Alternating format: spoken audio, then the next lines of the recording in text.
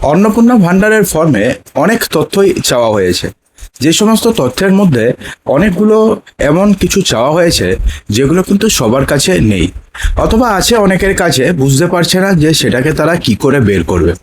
তো এমন অবস্থায় যদি আপনি অন্নপূর্ণা ভান্ডারের ফর্মে সমস্ত তথ্য যদি ঠিকঠাক ভরতে না পারেন, তাহলে কি আপনি অন্নপূর্ণা ভান্ডারে 3,000 টাকা পাবেন, নাকি 3,000 টাকা আপনি পাবেন না?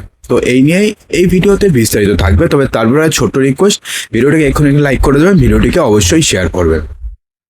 দেখুন, অন্নপূর্ণা ভান্ডারের প্রকল্পে ফর্মে সব তথ্য না দিতে পারলে আদৌ কি মিলবে 3,000 টাকা?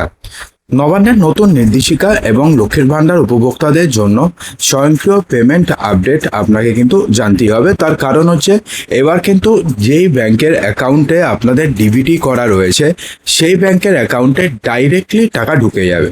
এমনটা নয় যে আপনাদের লক্ষ্মীর ভান্ডার যেই অ্যাকাউন্টে ঢুকতো সেই অ্যাকাউন্টে আপনাদের ডিবিটি করা রয়েছে। লক্ষ্মীর ভান্ডারের সাথে কিন্তু ডিবিটির খুব একটা লিঙ্ক নেই।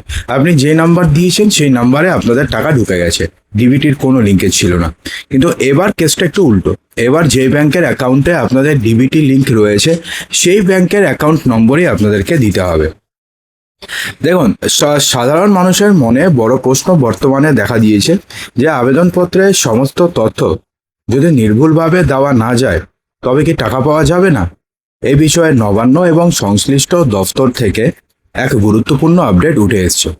দেখুন, লক্ষ্মীর ভান্ডার উপভোক্তাদের জন্য স্বস্তি। নবান্ন সূত্রে সব থেকে বড় যে আপডেটটি বর্তমানে পাওয়া গেছে সেটা হচ্ছে, যারা আগে থেকে লক্ষ্মীর ভান্ডারের সুবিধা পাচ্ছিলেন তাদের জন্য আবেদনপত্রের কোনো জটিলতাই নেই। অর্থাৎ যে সমস্ত মহিলারা আগের থেকে লক্ষ্মীর ভান্ডার পাচ্ছিলেন সেই সমস্ত মহিলাদের ক্ষেত্রে খুব একটা বড়সড় জটিলতা নেই। সরকার জানিয়েছে যে এই মহিলাদের সমস্ত তথ্য বা ডেটা স্বয়ংক্রিয়ভাবে অন্নপূর্ণার ভান্ডারের নতুন পোর্টালে স্থানান্তরিত অর্থাৎ মাইগ্রেট করা হচ্ছে। ফলে তাদের পুনরায় নতুন করে ফর্ম ফিল আপ করা অথবা নতুন কোনো তথ্য প্রদান করার কোনো প্রয়োজন নেই।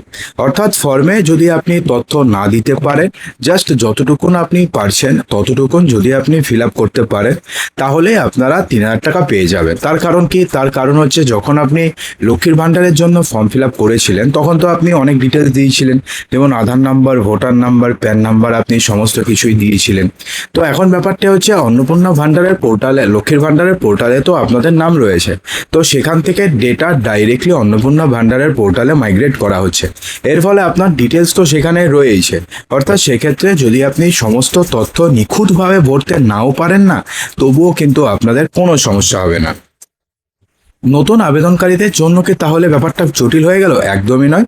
নতুন যারা আবেদন করবেন তাদের ক্ষেত্রেও ফর্মের জটিলতা কমানোর নির্দেশ দিয়েছে নবান্ন।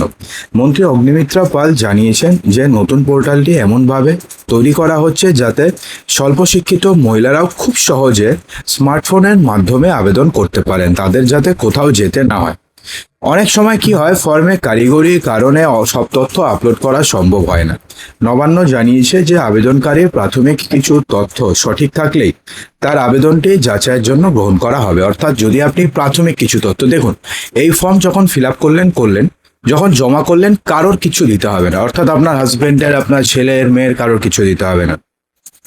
শুধুমাত্র আপনি আপনার ভোটার কার্ড, প্যান কার্ড, আধার কার্ড যা আছে এই সমস্ত কিছু দিয়ে দেবেন, আর কোনো কিছুর দরকার নেই। আপাতত দেখবেন যে যখন জমা করতে যাবেন তখন ওখান থেকে বলবে যে যিনি বেনিফিশিয়ারি রয়েছেন, অর্থাৎ যার অ্যাকাউন্টে টাকা ঢুকবে তার শুধুমাত্র ডিটেলস, ব্যাংকের পাসবইয়ের প্রথম পৃষ্ঠা জেরক্স তো লাগবেই।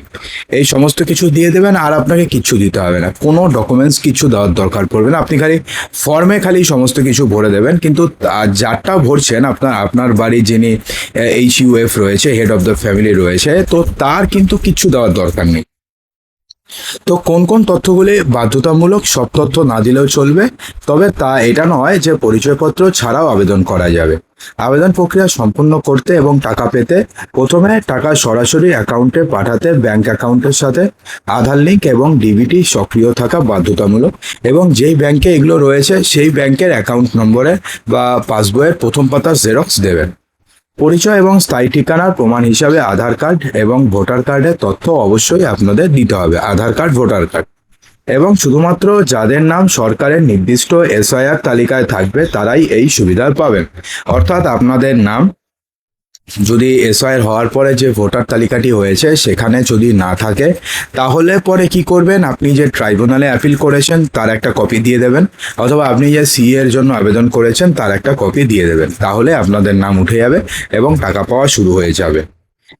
তো অনেক ক্ষেত্রে স্বাস্থ্যসাথী কার্ড ছাড়া আবেদন করা যেত না, কিন্তু নতুন আপডেটে ইঙ্গিত দেওয়া হয়েছে যে যদি কারোর কাছে এই কার্ড না থাকে তবে সরকার বিকল্প পরিচয়পত্র বা পদ্ধতি ঘোষণা করতে পারে যাতে যোগ্যতা থেকে কেউ বঞ্চিত না হয়। অর্থাৎ সেক্ষেত্রে অনেকেই তো রয়েছে যাদের কাছে স্বাস্থ্যসাথী কার্ড নেই, যারা স্বাস্থ্যসাথী কার্ড করেনি, তাদের কি পুরো আবেদন প্রক্রিয়া বাতিল হয়ে যাবে? একদমই নয়। যদি কারো স্বাস্থ্যসাথী কার্ড না থাকে তাহলেও চলবে, স্বাস্থ্যসাথী কার্ড নেই, যে কার্ড রয়েছে বা যে ডকুমেন্টস রয়েছে সেগুলো দিয়ে আপনারা আবেদন করবেন, তাহলেই হয়ে যাবে। তো বন্ধুরা, আশা করব যে ভিডিওটিতে আপনাদের সমস্ত কিছু বোঝাতে পেরেছি। এরপরেও যদি আপনাদের মনে কোনো প্রশ্ন থেকে থাকে কমেন্ট বক্সে জানাবেন, উত্তর দেওয়ার চেষ্টা করব।